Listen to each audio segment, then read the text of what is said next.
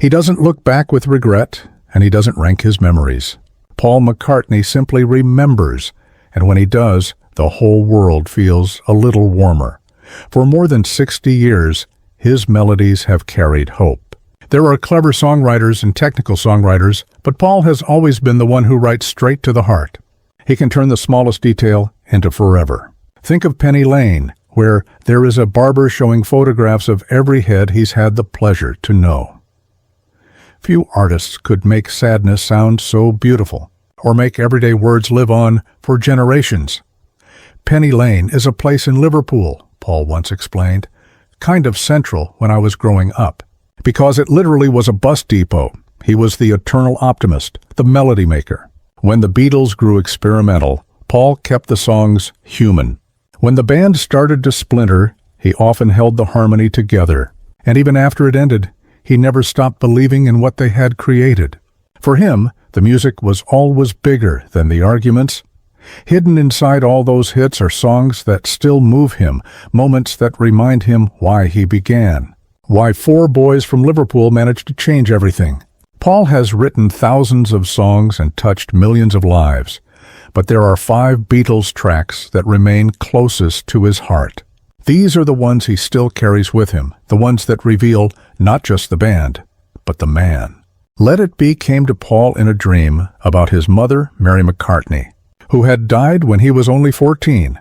In the dream, she appeared to him again, calm and reassuring, telling him everything would be all right, that he should stop fighting life and simply let things happen. When someone you've lost comes back to you in a dream, Paul later said, it's miraculous because you're with them again. He woke up with the melody already in his head.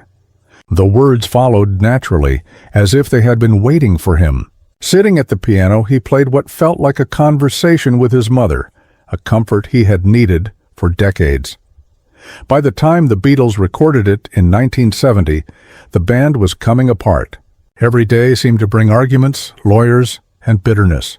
Yet this song rose above the chaos. It reminded them and the world why they began. Because music mattered more than money or egos, Paul's voice carried both pain and healing. The gospel-like tone wasn't planned, it just flowed from him. This wasn't a pop tune, it was a hymn, a prayer set to music, something larger than any single person. The piano had to feel like a mother's hug, Paul explained. Something warm and safe in a cold world, audiences have always felt that. Live performances turned into communal moments, with entire crowds singing as if they were in church. Tears often filled the front rows, not from sadness alone, but from recognition. Everyone has lost someone. Everyone needed those words. The song soon played everywhere, from funerals to weddings, from hospital rooms to graduations. Paul had transformed his grief into a universal message of hope. For him, Let It Be will always symbolize faith, the kind that turns private sorrow into shared healing. Penny Lane wasn't about showing off or being clever. It was about returning to where it all began, the streets of Liverpool, the friends and neighbors of his childhood. The places that shaped him before fame changed everything. The barber, the banker, the fireman, every character in the song was real. Paul had passed them daily as a boy, and he carried their images with him into adulthood. When recording the track, he wanted every sound to tell a piece of the story. The bright trumpet solo captured pure joy. The harmonies weren't just pretty, they represented friendship and brotherhood. Every detail mattered, because this was his childhood pressed into vinyl. The result was more than nostalgia. It became an escape. Radio listeners around the world could visit Penny Lane without ever leaving home. They could step into a world where summers lasted forever, where nothing bad ever happened, where neighbors still knew your name. Live, the song always made Paul smile. He could see audiences drifting into their own memories, their own Penny Lanes. Everyone has a place like that, a place time can't erase. For Paul, the song proves that the smallest details stir the deepest emotions. That growing up doesn't mean forgetting. That sometimes looking back with love, not regret, is the best way forward. One morning, Paul woke with a complete tune in his head. Every note, every chord. Afraid it might vanish, he rushed to the piano. Out came Yesterday, At first, he was convinced he had stolen it. The melody was too perfect, too finished. He played it for friends, asking if they recognized it. Nobody did, but everyone felt they should. It was the kind of melody that seemed eternal, as if it had always existed, waiting for someone to uncover it. The other Beatles weren't sure what to do with it. It was too sad, too intimate, too unlike their sound. John and George had no parts to add. Ringo had nothing to play. So Paul recorded it alone with just a string quartet. His first solo statement within the band, the song became bigger than the Beatles. Artists around the world covered it instantly, each pouring their own heartache into the lyrics. It wasn't just about lost romance anymore. It was about lost time, lost opportunities, lost people. Yesterdays no one could reclaim. Paul still plays it differently every time. Sometimes fragile, sometimes strong.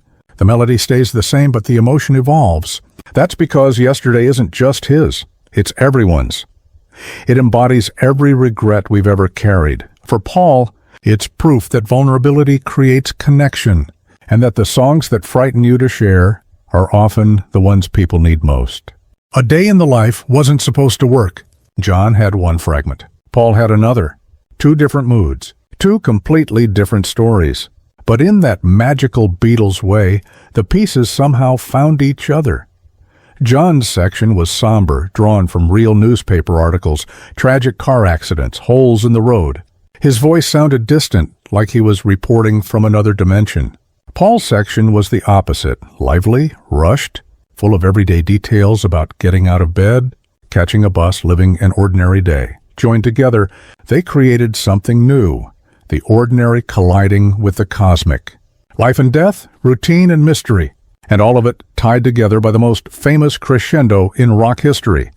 An orchestra instructed to begin at the lowest notes possible and climb to the highest. The chaos that followed was unlike anything heard before. It wasn't classical. It wasn't rock. It was entirely its own. The song announced that the Beatles weren't just a pop group anymore. They were artists willing to take enormous risks. Some critics called it pretentious. Others called it genius. Paul knew it was both daring and necessary for him. A Day in the Life represents the pinnacle of collaboration, the moment when four friends trusted one another enough to build something none could have made alone. Not every favorite has to be his own. Paul has often said his favorite Beatles song is George Harrison's Here Comes the Sun. George wrote it in 1969. Sitting in Eric Clapton's garden during a rare break from band tensions and endless business meetings.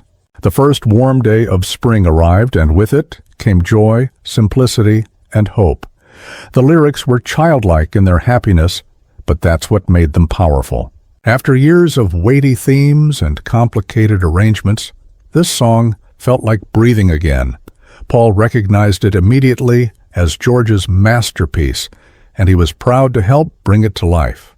The bass lines danced gently under George's acoustic guitar.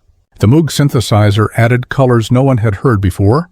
Yet nothing overshadowed the heart of the song, its simple celebration of light returning after darkness. The song quickly became medicine for listeners. It played at weddings, in hospital rooms, even in moments of farewell. People leaned on it during their hardest times, finding strength in its promise that better days would return. Paul still gets emotional performing it, not because it's sad, but because it's so purely hopeful. It reminds him why they began making music in the first place, not for money or fame, but to make people feel a little better about being alive. For Paul McCartney, these 5 songs represent more than music.